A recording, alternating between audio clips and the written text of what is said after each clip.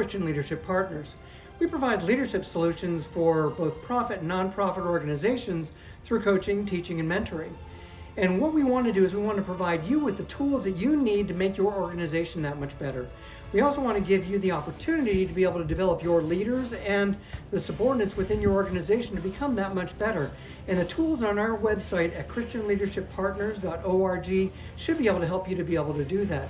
We also want to provide you with this free 30-day leadership training session based off of the kings of Israel. What it does is it gives us an opportunity to be able to see what good leadership looks like and what bad leadership looks like. It also gives us a historical record of what successes and failures they actually experienced. And why that's important is because we can take a look at what they planned, how they prepared, how they executed, and what the results of these planned preparation and executions were. And if we can do that, then we can develop and hone our leadership skills so we can be that much better. The third thing that we want to do is we want to take a look at servant leadership. Now, a lot of these leaders didn't follow servant leadership, and in fact, we'll look at Jehu today, and he didn't come even anywhere near close to being a servant leader.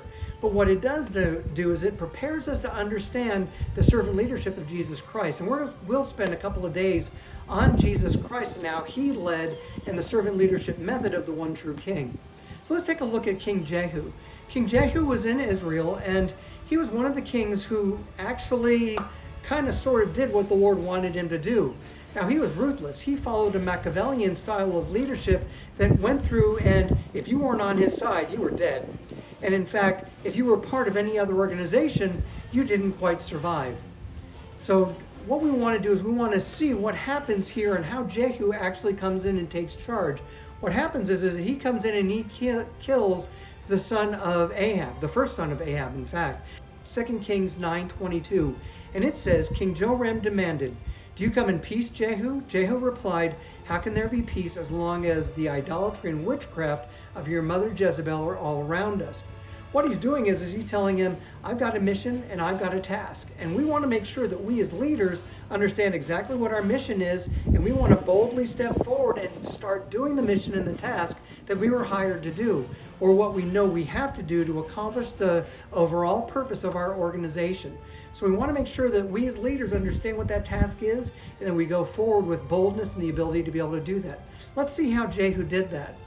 In 2 Kings 9:24 we read, "But Jehu drew his bow and shot Joram between the shoulders. The arrow pierced his heart, and he sank down dead in his chariot." Now, Joram was one of the sons of Ahab. There were 70 others that Jehu had to go out and kill as well, not to mention his mother Jezebel. So Jehu goes through and he ruthlessly pursues all of these people. Look at how he did this. This is 2 Kings 9:27. It says, "When King Ahaziah of Judah saw what was happening, he fled along the road to Beth-Haggan. Jehu rode after him, shouting, 'Shoot him too!' So they shot Ahaziah in his chariot at the ascent of Gur, near Ibleam. He was able to go on as far as Megiddo, but he died there as well." So we see that not only was the king of Israel killed here, but also the king of Judah was killed at the same time. And we'll talk about the results of that tomorrow. But what we want to do is we want to see that Jehu was singularly focused on exactly what he needed to do. He got rid of all the other competition, and he ruthlessly did these things. Now, we can do the same thing, but what we want to do is we want to set those people aside and make sure that our organization is focused on the things that we want to accomplish as leaders. Now, we're not going to kill our competition. We're not going to go out and we're not going to make them, we're not going to harm them. We're not going to do anything that would adversely affect us. But what we do want to do is we want to identify what the task is that we want to accomplish and make sure that all the obstacles in that way are absolutely removed. And that's exactly what Jehu did in this. So what we want to see then is that Jehu becomes king, and what he wants to do now is he wants to get rid of all of the rest of the descendants of Ahab. So what he does is he sends a letter out to all the different leaders throughout Samaria and all the northern tribes, and he says, "Hey, I want you to swear your allegiance to me, and I want the heads of the rest of the 70 sons of Ahab." Look at how 2 Kings 10:6 puts this.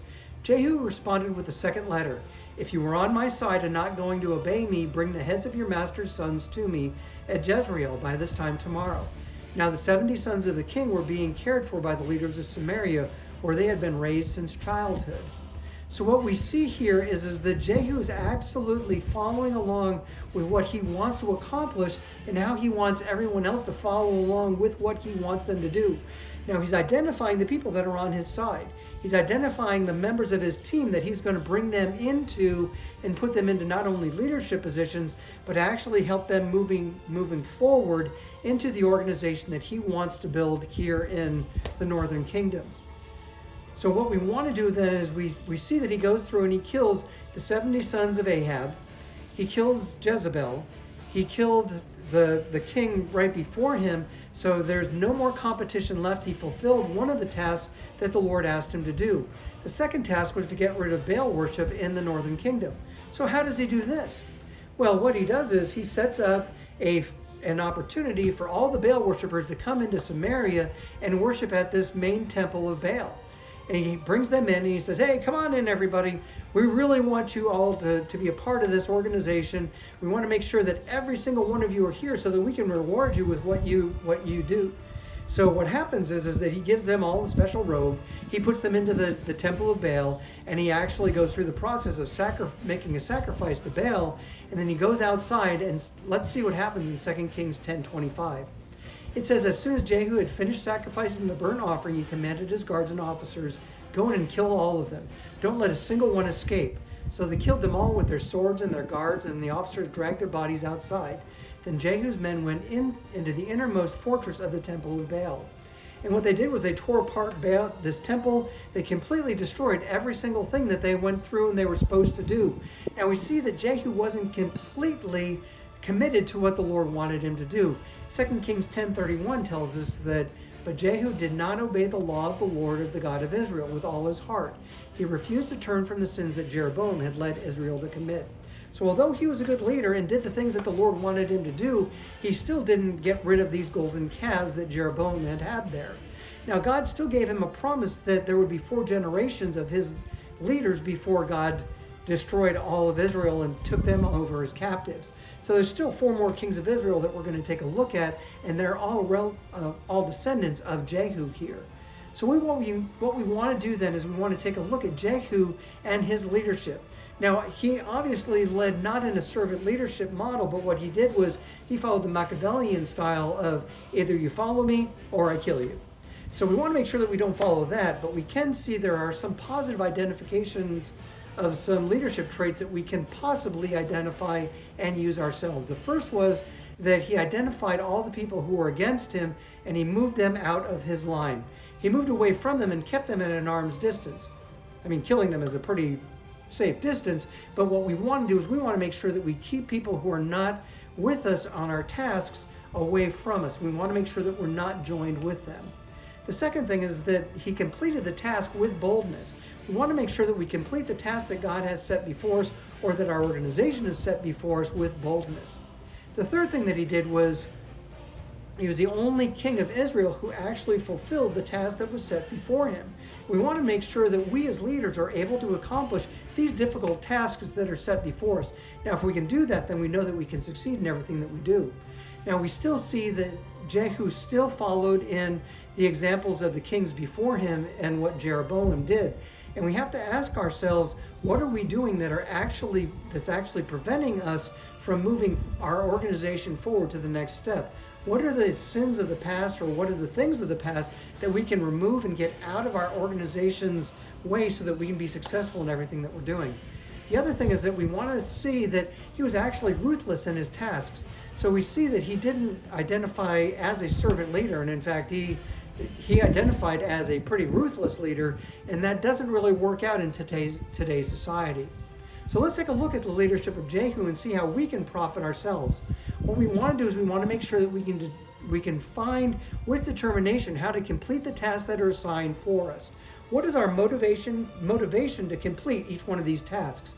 If I can identify what that motivation is, then I know that I complete the task that's set before me. The second question that I want to ask you is what is our best approach for completing these tasks? How can we go through and say, okay, I need to identify these specific tasks that I need to accomplish, and if I can identify what those tasks are, then I know that I can start moving forward and accomplishing each one as they progress. So that's what we want to do as leaders. We want to be able to identify the tasks, and we want to make sure that that we can accomplish them, and that we can accomplish them in the order that they need to be done. So in the meantime, what I really want you to do is take a look at these leadership tools. Make sure that you take a look at our website. There's lots of tools that are there available for you, and why not go out and be the leader that you were created to be?